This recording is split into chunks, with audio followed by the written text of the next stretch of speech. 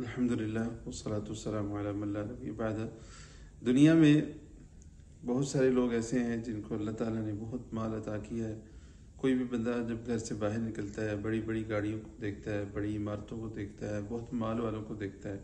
फिर आजकल मीडिया का दौर है, वीडियो सोशल मीडिया देखते हैं, किसी के पास बड़े बड़े घर हैं, बड़ी बड़ी गाड़ियां हैं, दुनिया का मालो मता देखते हैं और फिर दिल में एक एहसास पैदा होता है कि मेरे पास ये नहीं है। एहसास कमतरी भी कह सकते हैं। सैयदना अबू हुरैरा रज़ियल्लाहु अन्हु रावी हैं, सही बुखारी और मुस्लिम की रिवायत है और बुखारी के अल्फाज ही हैं।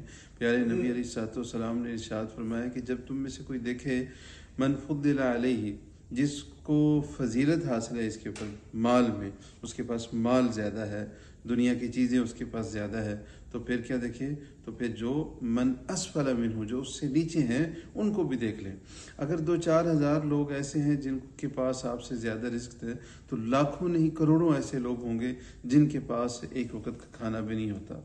आपके पास जो ज़रूरियात की बुनियादी चीज़ें हैं वो हैं, तो आप देखें तो कितने ही ऐसे लोग होंगे जो आपसे बहुत नीचे हैं, बहुत कम है उनके पास।